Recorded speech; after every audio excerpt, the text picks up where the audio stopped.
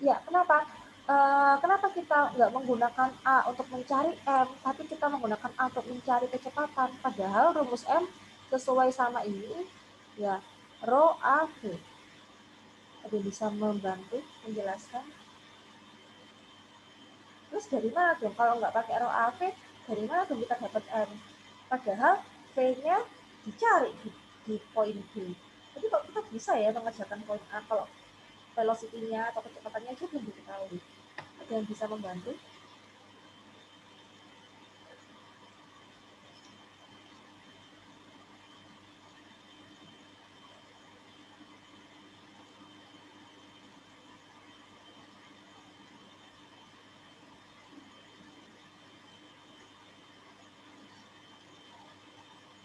Yo, kalian kan udah baca.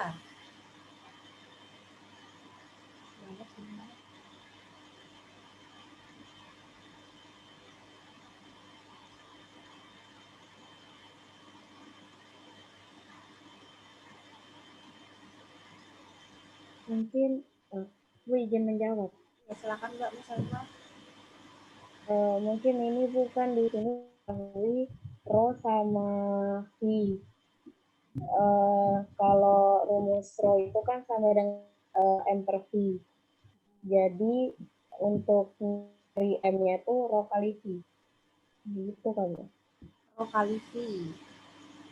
Kita tahu rho-nya nggak ini Mbak? Ada ya? Yang Volume, itu yang 8 volumenya tahu nggak? Oh iya. Adanya itu Bu yang 1,338 388 itu Bu. Tapi itu Itu meter apa berarti? per 3 per. Apa itu berarti? Itu Ya, volume flow rate. ya, ini volumetric rate ya, atau laju volumetrik atau nama lainnya adalah debit. Debit. Jadi kan kalian sering lihat ya kalau misalkan kalian lihat berita debit air hujan gitu kan debit. Nah, debit itu ini loh volume per waktu. Jadi ini total rate ini maksudnya adalah volumetric rate atau debit yang mana simbolnya atau notasinya itu bisa pakai salah bisa pakai notasi key. Ya, jadi benar kata Mbak Musaimah kan kalau misalkan apa namanya row itu kan massa per volume gitu kan, berarti massa sama dengan rho dikalikan volume kan. Nah, karena kita punya ini Q, yang mana Q itu adalah volume per waktu, jadi untuk mengetahui massa kita tinggal mengalikan nilai Q ya dengan nilai densitas. Nah, kalau kalau kalian bisa lihat ini satuannya ya, satuannya kan dicoret. Meter kubiknya coret, meter kubiknya coret, jadi tinggal apa? Kilogram per second. Per second. Nah, gitu ya. Nah, kemudian itu untuk yang mass flow rate masuk. Bagaimana mass flow rate keluar? Nah, karena pada mass flow rate keluar itu dia bilang kalau dua pipa cabang itu sama ukurannya, sehingga tinggal kita bagi dua saja mass flow rate masuknya kayak gitu. Tapi kalau misalkan kalau misalkan pipanya beda gimana? Ya harus dihitung berarti nggak bisa kalian langsung membagi dua. Ini dibagi dua karena pipanya sama ukurannya. Kalau pipanya beda, pipa satu sama dua, misalnya pipa atas sama bawah itu beda diameter, nggak bisa kalian langsung membagi dua. Kalian harus menghitung lagi kayak gitu. Nah, kemudian next kita mencari velocity atau kecepatan. Nah, sesuai rumus yang di atas, karena M sama dengan rho AV, maka tinggal mencari V1 sama dengan M1 per rho sama A1. Nah, nilai rho satunya sama dengan rho 3 ya, karena dia kita anggap Newtonian, jadi tidak akan berubah densitas masuk sama keluarnya. Gitu. Nah, kembali lagi dulu, bagaimana ya cara kita mengetahui nilai M jika kita tidak tahu nilai apa namanya velocity-nya.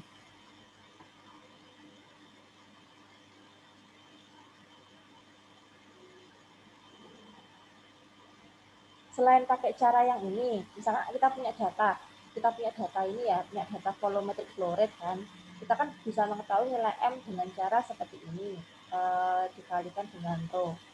Cara lainnya, untuk cara lainnya kan kita harus mengetahui nilai velocity dulu. Nah, apakah velocity-nya tuh harus ikut step ini, jadi kita harus cari M dulu baru V, atau bisa ada cara lain? Kalau sesuai sama alur mengerjakan ini kan kita cari M dulu, baru bisa cari V. Nah, maksud saya, apakah bisa, misalkan kita nggak cari M dulu, tapi langsung cari V dulu?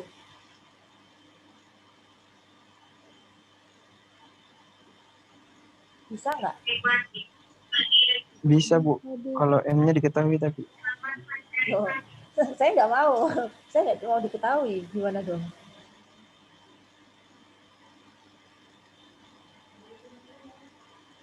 Apakah bisa? Bisa, Bu. Gimana Mbak Musaimah? Kalau berdasarkan satuannya itu kan densitasnya meter kubik per second. Terus di A-nya itu meter kuadrat. Kalau berdasarkan satuan dibagi mungkin. Iya, betul Mbak Musaimah. Meter per second.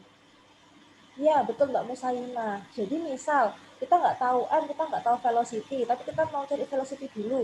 Bisa dengan cara tadi, kata Mbak Musaimah, nilai volumetric flow rate atau debit dibagi dengan luas pipa. Nah, jadi sesuai satuannya kan kalau volumetric flow rate meter kubik per second. Kalian bagi sama meter kuadrat. Jadinya kan tinggal meter per second, yang mana ini adalah satuan untuk kecepatan. Gitu. Sampai sini ada yang belum paham?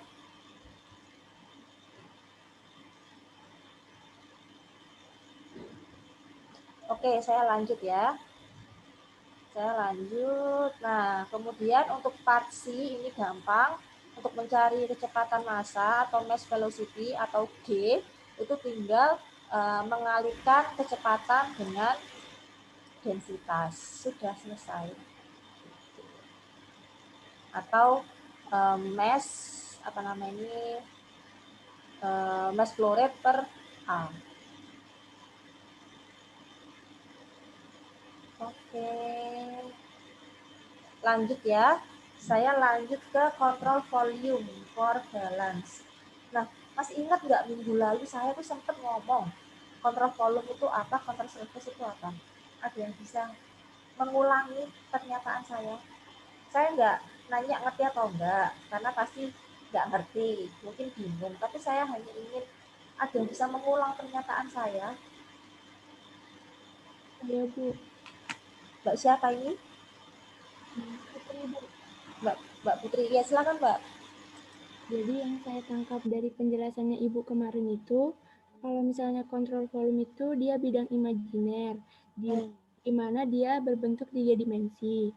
Sedangkan untuk kontrol surface itu sendiri dia berbentuk 2 dimensi, jadi bentuknya cuma persegi saja. Terima kasih, Bu. Terima kasih Mbak Putri. Ya, betul. Nah, sekarang saya nanya, nggak nanya sih, saya mungkin kalian yang bertanya, nah terus ngapain kita susah-susah bikin imajiner kayak gitu kan.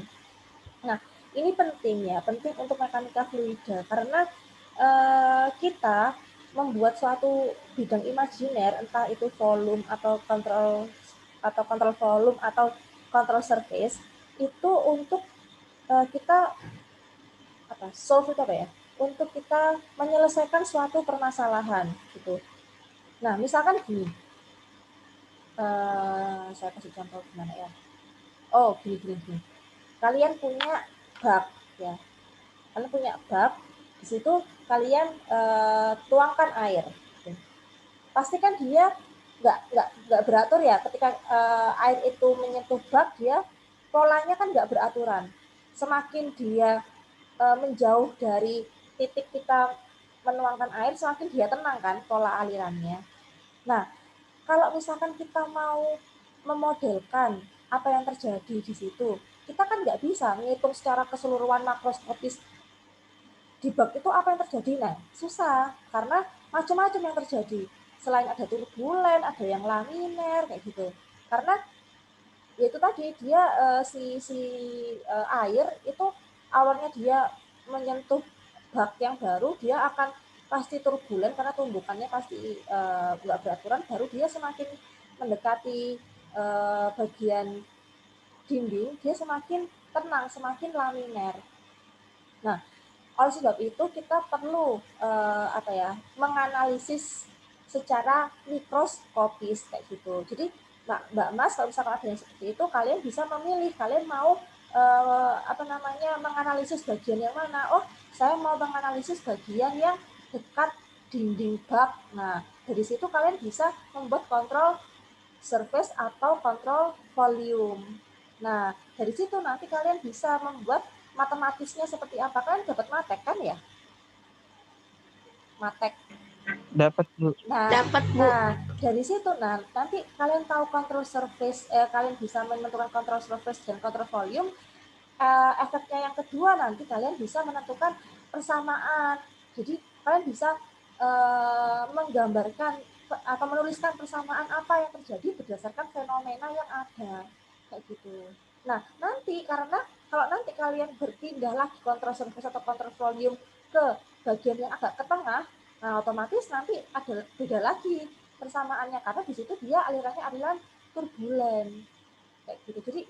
Jadi fungsinya kenapa MacBlue itu butuh kontrol volume, butuh kontrol surface itu karena dia untuk menggambarkan fenomena yang terjadi di suatu sistem supaya nanti muncul persamaan yang akan menggambarkan seluruh sistem secara makroskopis gitu ya.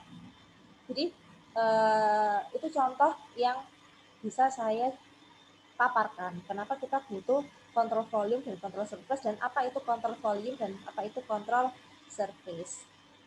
Nah, kayak contohnya ini. Ini adalah aliran yang melewati suatu pipa. Nah, kan pipa itu makro ya. Kita juga nggak bisa secara keseluruhan kita anggap kontrol volumenya sebesar pipa itu. Nggak bisa, susah. Jadi di sini digambarkan bahwa ada kontrol volume yang mana itu lingkaran ini. Nah, ini kontrol volumenya. Gitu. Kemudian satu sisi dari kontrol volume itu kontrol surface. Ya, karena kontrol surface kan 2 dimensi. Jadi misalkan gambarnya itu kubus, nah kontrol surface itu ya berarti ada 6 kontrol surface gitu loh. Ada sisi-sisinya itu namanya kontrol surface. Ya. Nah, ini ada kontrol volume sama kontrol surface yang mana dia bentuknya karena dia 2 dimensi ya. Maksudnya yang kita lihat itu kan 2 dimensi. Berarti kalian hanya bisa melihat kontrol surface-nya aja kayak gitu. Kemudian dilihat di sini aliran itu mengalir sesuai arah ini, streamline of fluid stream. Nah, dia mengalirnya ke arah tanda panah ini, dia mengalir gitu. Nah, berarti ketika dia mengalir ke sesuai tanda panah ini, berarti kecepatan kan velocity-nya mengalir sesuai tanda ini kan, velocity alirannya. Nah, sementara ada gaya normal. Kalian masih ingat waktu dulu fisika, gaya normal, yang mana itu gaya tegak lurus. Kayak dulu misalkan fisika gaya gravitasi, itu kan ke bawah ya. Nah, gaya yang tegak lurus dengan gravitasi itu gaya normal. Kayak gitu. Ya, waktu fisika dulu. Nah, sama seperti itu, ini juga ada gaya normal gitu. Ada gaya normal. Sehingga ada sudut yang terbentuk antara kecepatan dengan gaya normal ini. Namanya sudut alfa. Gitu. Nah, kemudian karena kita menganggap bahwa sistemnya itu adalah sistem tidak steady atau tidak tunak, sehingga dia ada akumulasi di sini, mass of accumulation. Nah, dari sini dari analisis gambar dari control surface sama control volume ini, Mbak Mas nanti bisa merumuskan atau menurunkan rumus sehingga nanti didapat rumus ini yang tadi kita pakai, rumus kontinuitas. Gitu. Jadi rumus kontinuitas itu diturunkan dari kontrol volume sama kontrol surface suatu sistem. Gitu. Jadi kalau misalkan kalian tertarik modeling, ya itu memang dari awal kita dari tinjauan mikroskopis. Nah, setelah kita meninjau secara mikroskopis, itu nanti dipakai untuk untuk menurunkan suatu persamaan yang mana persamaannya itu nanti applicable atau bisa dipakai untuk menghitung secara makroskopis kayak gitu. Yang mana ini nanti akan lebih jelas ketika nanti kalian di mata kuliah proses perpindahan di semester tinggi nanti semester 7 atau kalau nggak salah kayak gitu. Ya. Oke. Nah, ini adalah yang example 262 ini adalah contoh dia ketika unsteady. Ya, jadi biasanya kalau unsteady itu biasanya memang ada integral atau diferensial itu biasanya kalau dia unsteady. Karena dia pasti ada pasti tiap waktu konsentrasi di dalam tangkinya ini berubah. Nah, kemudian untuk yang tadi Mbak Musaimah menjelaskan tentang kecepatan rata-rata sama kecepatan maksimum. Nah, ini juga kenapa bisa sih rumusnya seperti ini gitu? Atau kenapa bisa seperti ini atau kenapa bisa seperti ini? Dapat dari mana sih gitu kan? Nah, coba kalian cek di halaman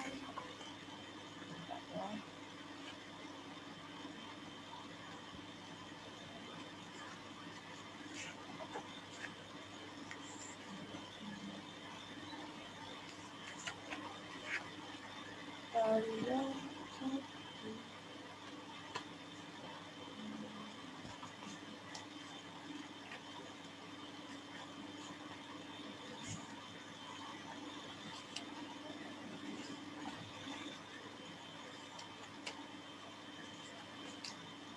halaman 78.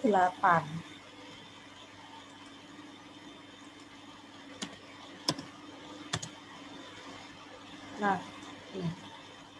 Kalian cek di sini.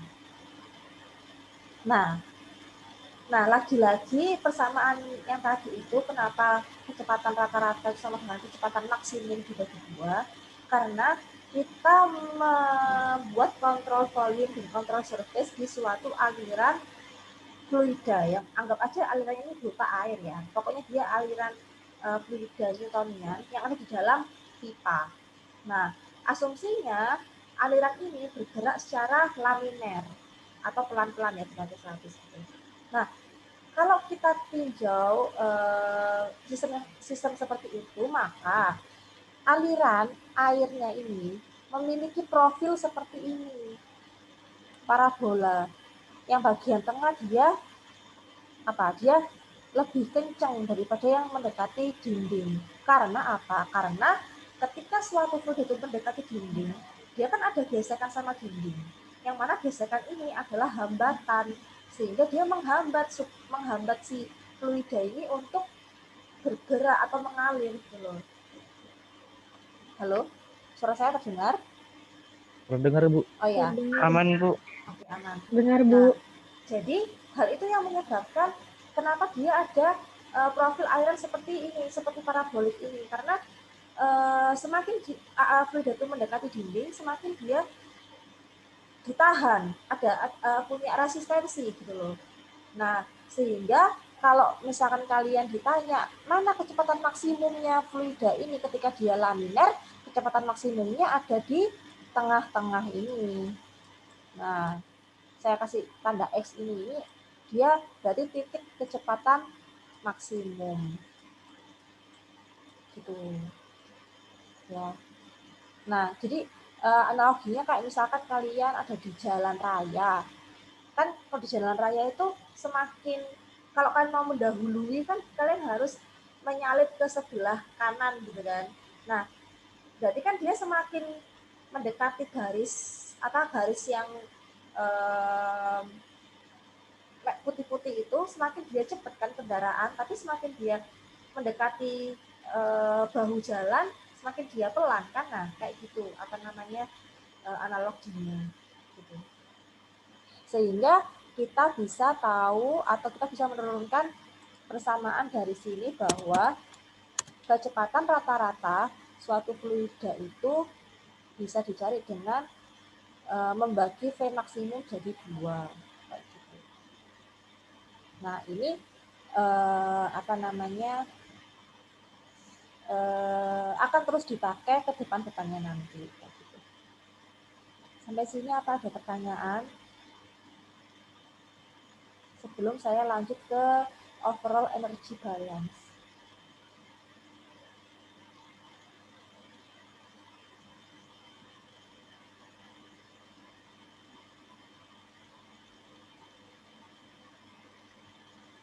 Oke, kalau tidak ada, saya lanjutkan. Sekarang kita masuk ke overall energy balance. Jadi apa sih sebenarnya beda overall energy sama overall mass balance? Ya dari namanya itu sudah beda ya, dari namanya aja. Kalau mass balance berarti kesetimbangan massa. Gitu. Kalau energi balance dia yang setimbang apa? Energi. Energi yang seperti apa? Macam-macam, karena energi itu ada energi potensial, ada kinetik, ada energi dalam. Jadi overall energi balance itu mencakup semua energi yang mungkin bisa terjadi, kayak gitu. Tapi sama prinsipnya bahwa input sama dengan output, karena dia juga punya hukum kekekalan energi, sama kayak hukum kekekalan massa yang mana energi tidak dapat diciptakan dan tidak dapat dimusnahkan. Massa juga gitu, massa tidak dapat diciptakan dan juga tidak dapat dimusnahkan. Gitu. Nah, dari sini Mbak Mas bisa tahu bahwa nanti pada suatu sistem itu energi balance ini bisa adanya perubahan entalpi. Entalpi ini dari mana? Entalpi ini diturunkan berdasarkan energi dalam tadi. Ya, jadi kalau Mas nggak cek di sini, nah entalpi itu sama dengan energi dalam ditambah tekanan sama volume, kayak gitu. Ya, jadi entalpi atau H ini dia turunan dari energi dalam. Nah, oke, saya lanjut. Nah, jadi bisa jadi adanya perubahan entalpi, bisa jadi karena adanya perubahan energi kinetik ya. Ini kan energi kinetik ya. Setengah mv kuadrat kayak gitu. mv kuadrat. Kemudian ini adalah energi perbedaan energi potensial gitu loh. Kemudian ini ada Q, ada WS. Apa itu Q sama WS? Ada yang bisa menjawab?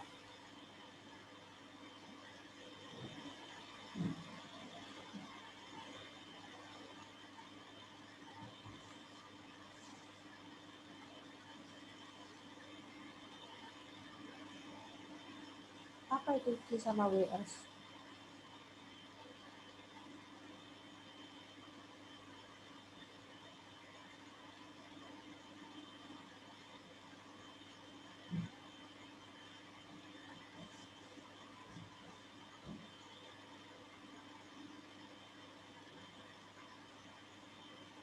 Ayo, aduh.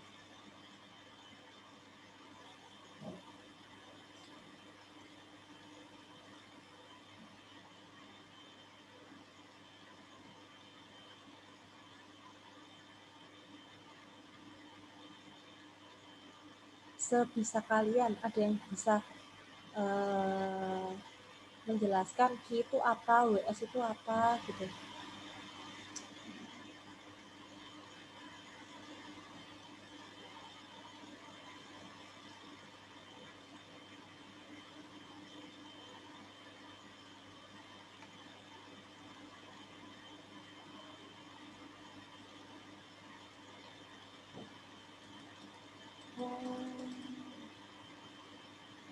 Mas Juan Vigo Lumintang. Hadir, Bu. Iya, menurut Mas, Q sama WS itu apa? Menurut Mas? Kalau menurut saya WS itu nggak tahu benar atau salah ya, Bu ya. Ini Nggak apa-apa, nggak apa-apa. hubungan antara berat benda di udara itu, Bu. Oke, terus kalau Q? Kalau Ki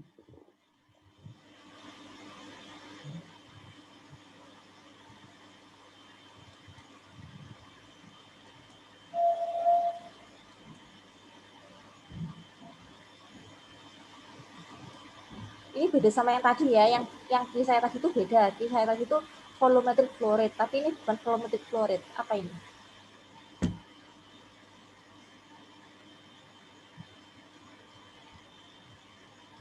Menurut Mas? Bu, mana Bu? Itu bukan David kan Bu? Ini siapa? Mas Hanif. Hanif Bu. Oh, sebentar. Terima kasih Mas Juan, jawabannya Mas Hanif ya? Hanif? Ya, Iya, menurut Mas Hanif, Q itu apa? David Bu. Debit. Oke. Bukan Mas, tadi kan saya bilang Q di sini beda dengan Q yang tadi saya bilang. Bukan, ini bukan debit. Jadi terima kasih Mas Hanif atas jawabannya. Jadi di sini saya hapus dulu. Nah, di sini Q itu maksudnya adalah laju perpindahan panas. Ya, di sini. Q ini laju perpindahan panas. Jadi apakah di suatu sistem dia itu membutuhkan panas atau dia melepaskan panas? Nah, itu maksudnya. Kan dia panas kan juga energi. Gitu. Kemudian untuk WS-nya adalah kerja. Yang mana kerja ini maksudnya apakah dia pompa atau dia itu turbin. Maksudnya apa? Kalau misalkan dia pompa, berarti dia kan memberikan kerja ke fluida supaya fluida itu mengalir gitu loh. Kalau turbin, fluida itu harus mengalir supaya turbinnya jalan. Berarti kerja untuk turbin itu dia melepas kerja. Gitu. Ada yang belum paham? Kalau belum paham, saya ulangi karena ini basic banget. Bisa ulangin bisa yang diulangi Bu. pompa Oke, sama turbin. saya ulangi. Kalau yang kini kan laju perpindahan panas ya, karena panas kan juga energi. Jadi suatu sistem itu apakah dia butuh panas atau dia melepaskan panas kayak gitu. Nah, kalau yang WS ini tuh kerja, suatu kerja. Jadi misalkan gini, pompa ya. Pompa itu kan dia fungsinya apa? Mengalirkan fluida. Jadi fluida itu bisa mengalir karena dia ada kerja kayak gitu loh. Karena dia diberikan kerja sehingga ada kerja yang masuk ke fluida. Nah, kalau turbin, kalian tahu nggak sistem turbin itu kerja kayak mana? Turbin itu bisa berputar kalau ada yang memutar kan? Iya, Bu. Entah itu uap, entah itu air kayak gitu. Nah, sehingga kalau sistemnya dia turbin, maka fluida ini melepaskan kerja. Jadi fluida ini tidak diberi kerja, tapi dia yang malah melepaskan kerja supaya turbinnya jalan. Itu maksudnya. Ada yang masih kurang paham? Jadi intinya kalau kerja itu masuk ke fluida, berarti fluidanya itu yang mengalir karena dia ada kerja, karena dia ada pompa gitu. Pompa itu membantu fluida mengalir. Nah, kalau yang turbin tadi itu kebalikannya, malah fluida yang membantu si turbin berputar gitu. Jadi beda ya. Jadi itu nanti fungsinya bagaimana kalian meletakkan si kerja ini di bagian input atau di bagian output, atau dia jadi negatif atau positif. Nah, itu bedanya di situ. Tergantung dari sistem, apakah dia sistem memberikan kerja atau dia melepaskan kerja, apakah dia pompa atau dia turbin kayak gitu. Ada yang belum paham?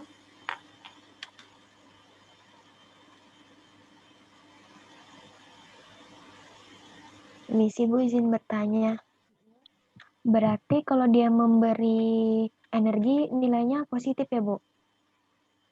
Memberi energi ini berarti yang mana ini? Karena semua ini energi.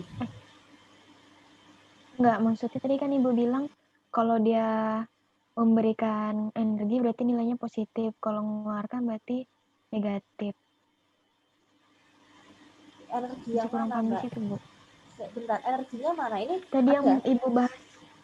ini ada energi potensial, ada energi mana ini? Kinetik, ada panas, ada kerja. Energi yang mana maksud Mbak? Semua. Energi kerja. Oh, kerja. Oke, bilang Mbak kerja ya. Karena kalau Mbak ngomong energi, semua energi kayak gitu.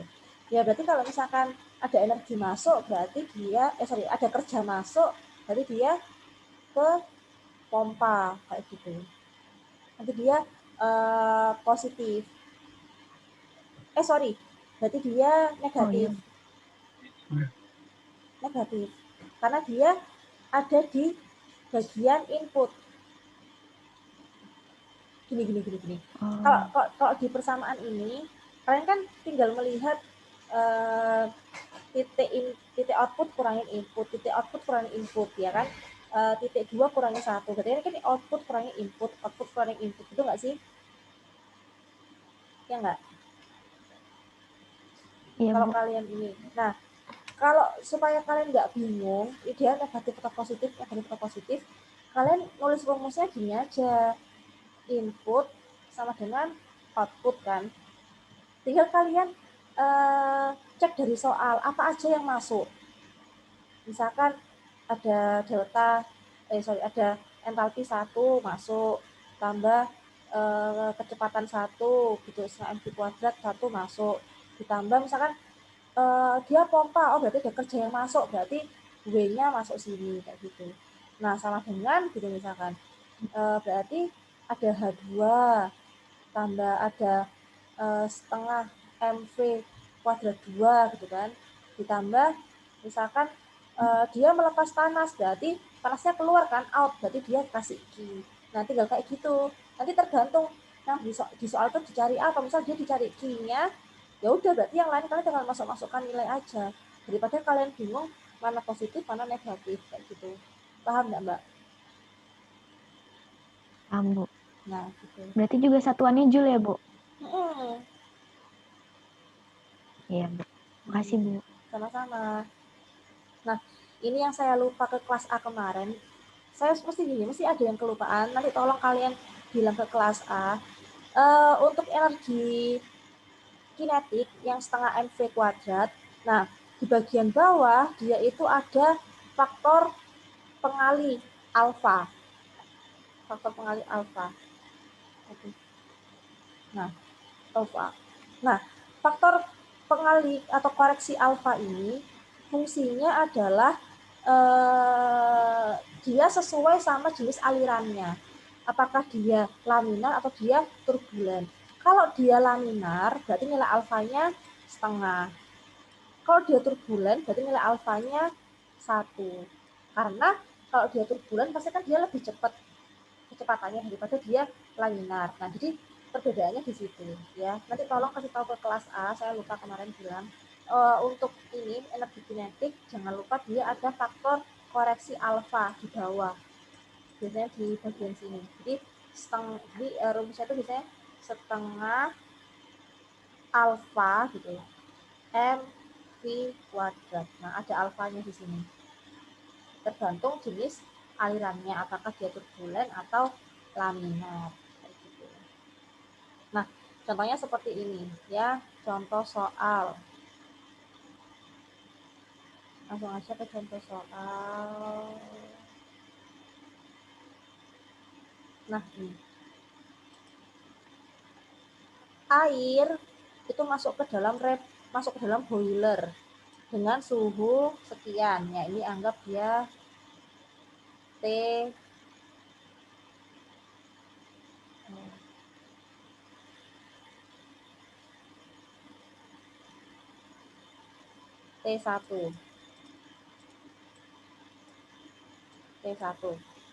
Nah, dan dia memiliki tekanan sekian, 137,9 kPa.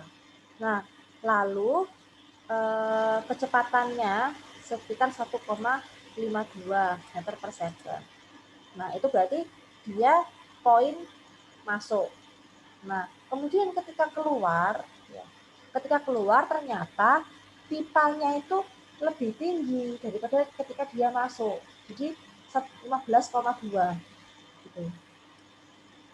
Kemudian tekanannya tetap 137,9, tapi suhunya juga beda, jadi lebih tinggi karena dia kan boiler ya. Karena fungsinya boiler memang dia menaikkan suhu dia jadi 148,9. Kecepatannya juga berubah, dari 1,52 ke 9,14. Nah, dia ditanya how much heat must be added. Jadi dia nanya apa ini? Nanya simbol apa berarti yang ditanya ini? How much heat must be added. Terus dari persamaan ini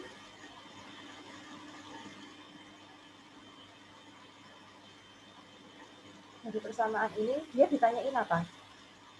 Entalpi kah? W kah? I kah? Tanya apa berarti? How much heat added? Kika, Bu. Ki, ya. Dia nanya nilai Q-nya. Kayak gitu. Nah, kalau tadi di rumus tadi itu semua kita kalikan massa. Nah, kalau ini di contoh soal kita nggak perlu mengalikan dengan massa karena dia nanyanya per kilogram mass. Jadi kita anggap massanya itu sama dengan 1 kilogram. Kayak gitu.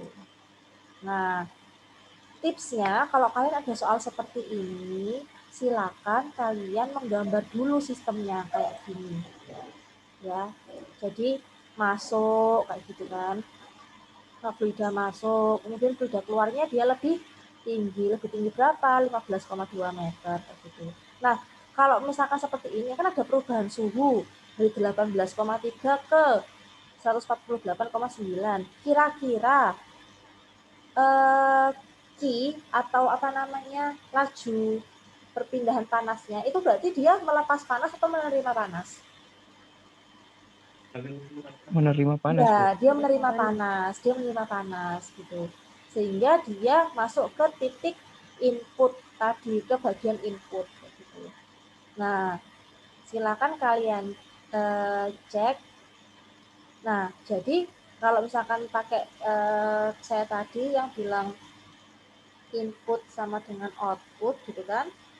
Nah, kalian bisa menuliskan berarti inputnya dia apa aja. Oh, dia input energi kinetiknya, berarti energi kinetiknya apa? Setengah M P1 kuadrat gitu kan. Ditambah energi potensialnya.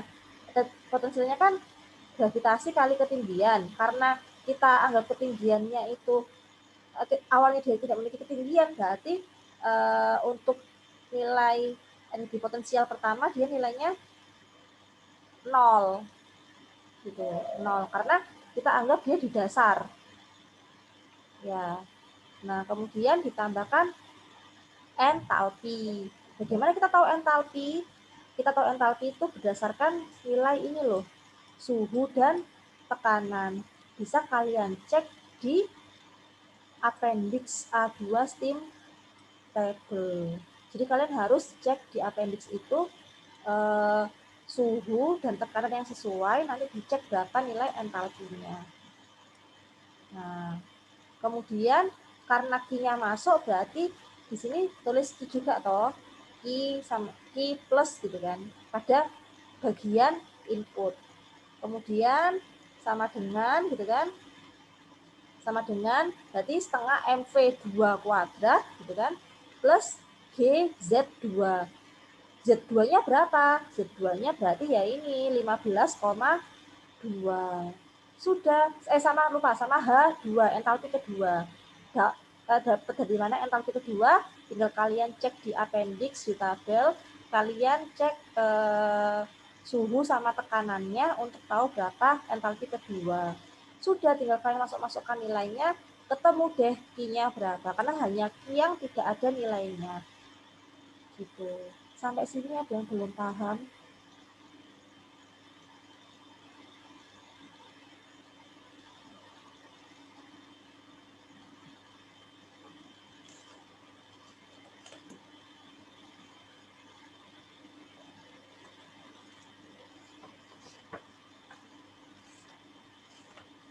Oke, kita coba cek bagaimana kita menggunakan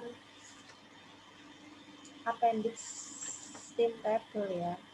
857.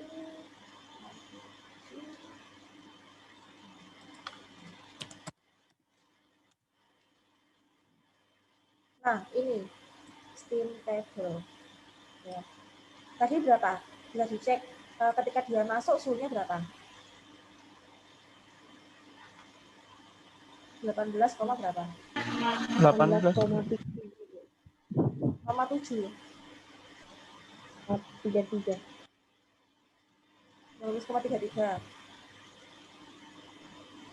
Nah, kemudian tekanannya berapa tekanannya? 137. 137,9. 137,9.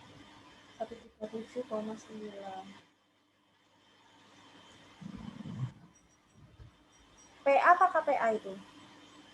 KPA, Bu. KPA. Bisa nggak kita pakai steam table ini?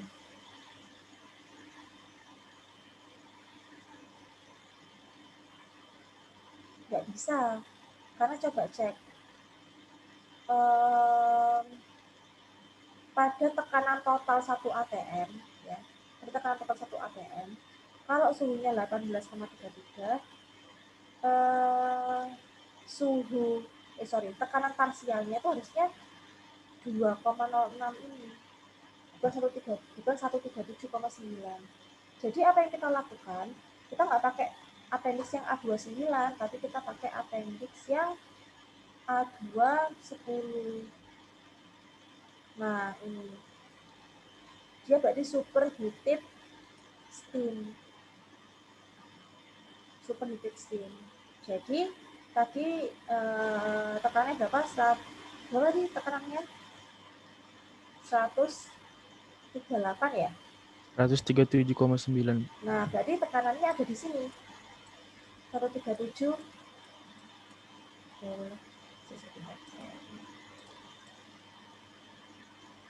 Nah, berarti tekanannya ada di sini. Ada di 1.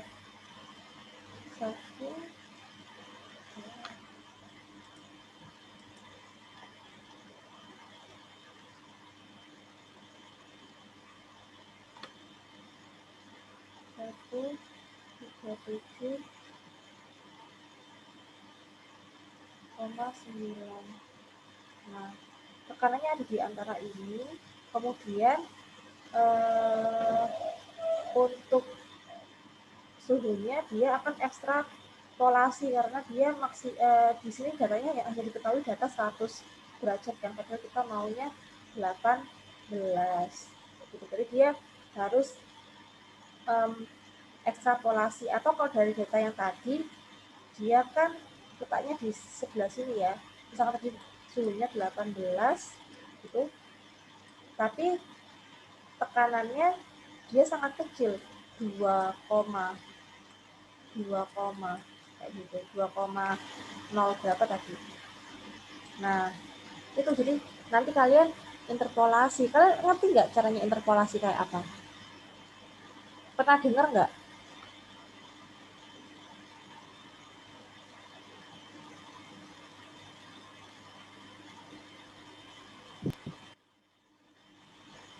Pernah?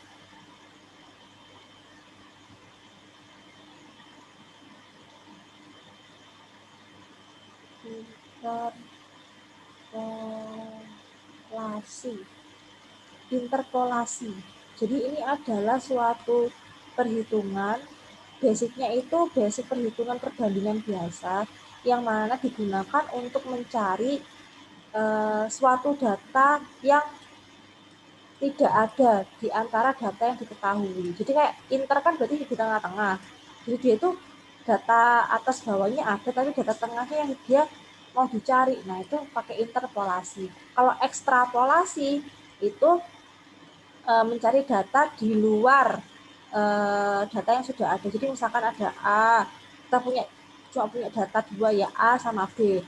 Ekstrapolasi ini mencari data di atas B atau di bawah A, kayak gitu. Kalau interpolasi dia mencari data di antara data yang ada. Contohnya apa? Contohnya seperti ini. Misal, saya punya suhu 107 misalkan. Saya punya suhu 107. 107. Misal.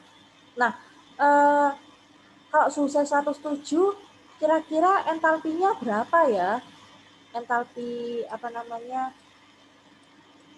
Oke. Nah,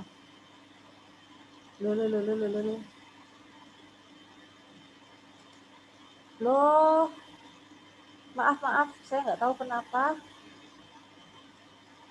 share screen saya stop. Saya buka lagi ya share screen saya. Mohon ditunggu. Ada permasalahan.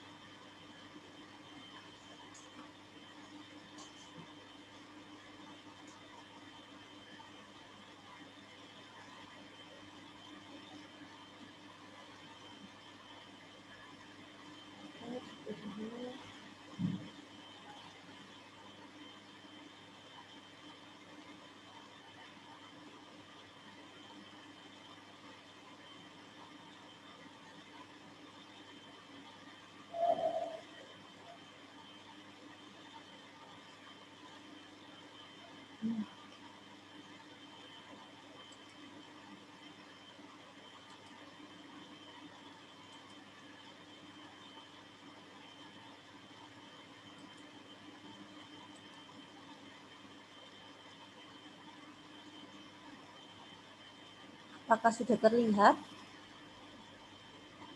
Sudah, Bu. Sudah, Bu. Sudah. Nah, saya ulang ya. Jadi interpolasi itu mencari data di antara data yang sudah diketahui. Contohnya,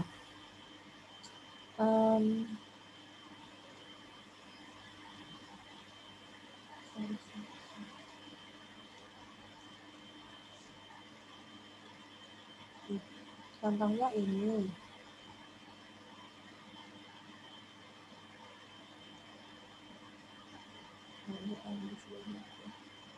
Kita pakai satuan SI.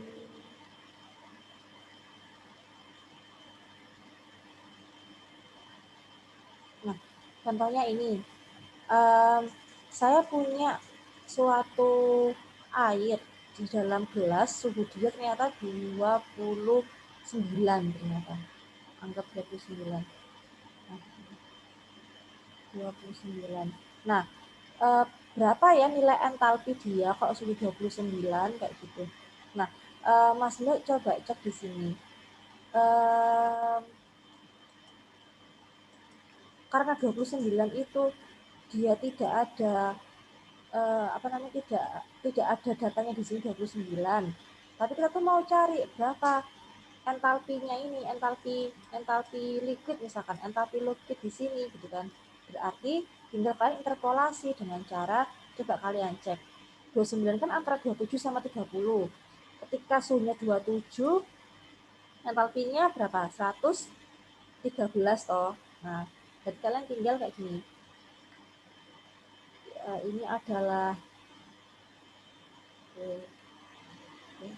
Ini adalah suhu.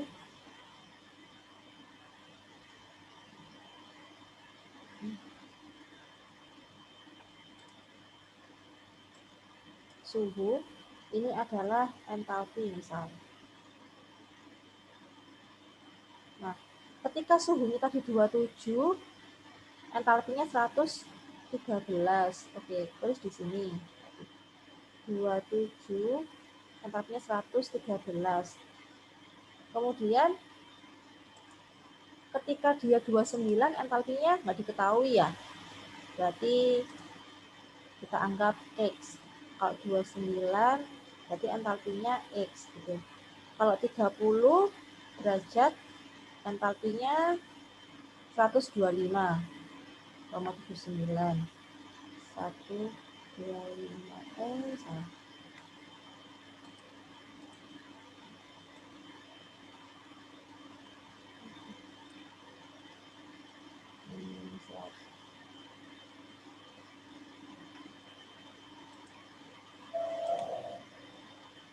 Ini 113 X ini tadi berapa? 125 125,79. Nah, berapa nilai X gitu kan? Kalian tinggal membuat perbandingan biasa. Berarti misalkan 30 dikurangin 27 gitu kan. Per kayak gitu. 30 dikurangin 29 sama dengan gitu kan, sama dengan 30 tuh berapa tadi, 125 atau entalpinya.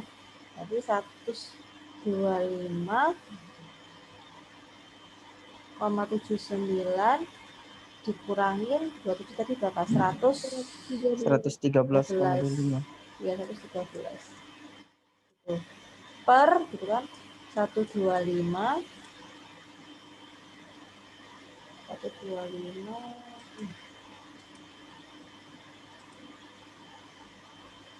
125,79 dikurangin X gitu. Jadi tinggal kalian mencari X itu nilainya berapa. Nah, ini adalah cara interpolasi. Jadi benar-benar perbandingan biasa sih. Misalkan 30 kurangi 27 per 29 kurangi 27 bisa, asalkan sisi kanan sama dengan sisi kiri kayak gitu. Jadi misalkan ini 30 kurangi 27 per 29 kurangi 27 berarti ini 125 kurangi 113 per, berarti kalau 29 kan X ya, berarti X dikurangin 113 kayak gitu. Jadi sisi kanan samakan dengan sisi kiri. Sama apanya? Ya sama datanya. Kalau sisi kanan itu suhu berarti suhunya 30, berarti sisi kirinya entalpinya berapa kayak gitu. Ini cara interpolasi. Jadi perbandingan biasa. Kalau misalkan tidak diketahui, kalian tinggal cari datanya dengan cara interpolasi. Ini cara hand calculation-nya, cara dasarnya gitu kan. Tapi kalau kalian bisa pakai kalkulator, bisa. Kalkulator tuh bisa langsung cari interpolasi bisa. Gitu. Bisa langsung pakai kalkulator. Oke, ada pertanyaan?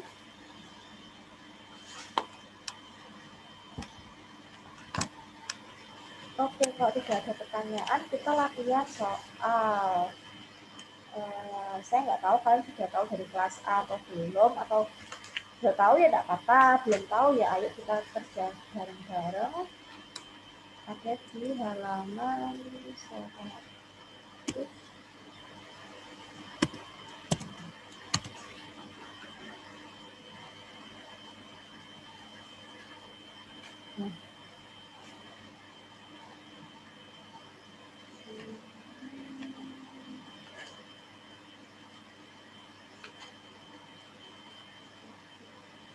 oh 2007.